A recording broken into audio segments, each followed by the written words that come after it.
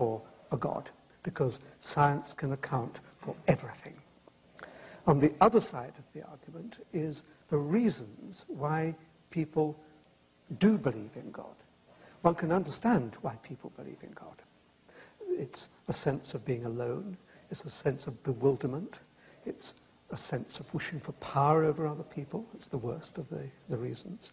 It's simply a sense of bewilderment. It's a sense of being alone. And you would know these feelings far better than I, because you obviously believe in them. But there's taken together with a reason why people believe, desperate to believe, together with the fact that you don't need actually a God, in a sense amounts to an argument against the existence of God. Well, I guess I don't see that. I mean, why doesn't that commit the genetic fallacy of trying to say that by explaining how a belief originates, you thereby show the belief to be false?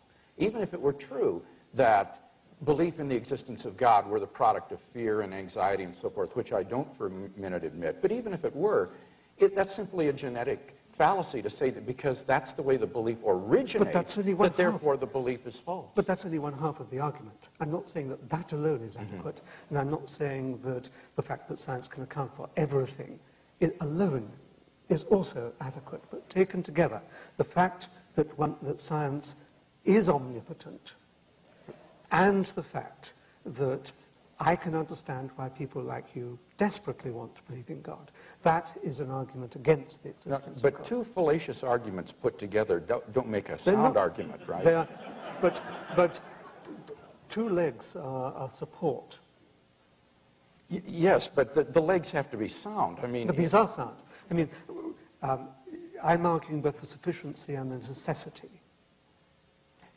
The first argument only, if granted, which I don't grant the premises, but the first argument would only prove that it's not necessary to believe in God in order to explain certain things.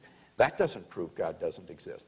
The second argument commits a genetic fallacy of saying that because you can explain how people come to believe in God, that therefore God doesn't exist. Neither of those warrant the conclusion, therefore God doesn't exist. No, I did not say that it was going to be a mathematical proof. No, but it is valid in the sense that there is no need for a God. I mean, everything in the world can be understood without needing to invoke a God. You have to accept that that is one possible view to take about the world. Sure, that's possible. Okay. But do you deny that science cannot account for everything? Yes, I do deny that science So what can't it account for? Well, had you brought that up in the debate, I had a number of examples that I was going to give. I think there are a good number of things that cannot be scientifically proven, but that we're all rational to accept. Let me list 5. Logical and mathematical truths cannot be proven by science. Science presupposes logic and math, so that to try to prove them by science would be arguing in a circle. Metaphysical truths, like there are other minds other than my own, or that the external world is real, or that the past was not created 5 minutes ago with an appearance of age, are rational beliefs that cannot be scientifically proven. Ethical beliefs about statements of value are not accessible by the scientific method. You can't show by science whether the Nazi scientists in the camps did anything evil as opposed to the scientists in Western democracies. Aesthetic judgments, number 4, cannot be accessed by the scientific method because the beautiful, like the good, cannot be scientifically proven.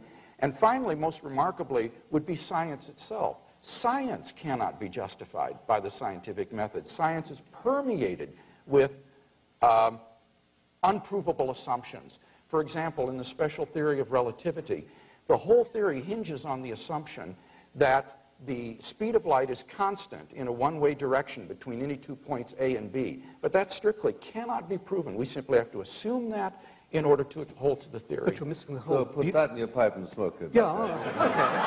Yeah. So none of these beliefs can be scientifically proven, and yet they are accepted by all of us, and we're rational in doing so.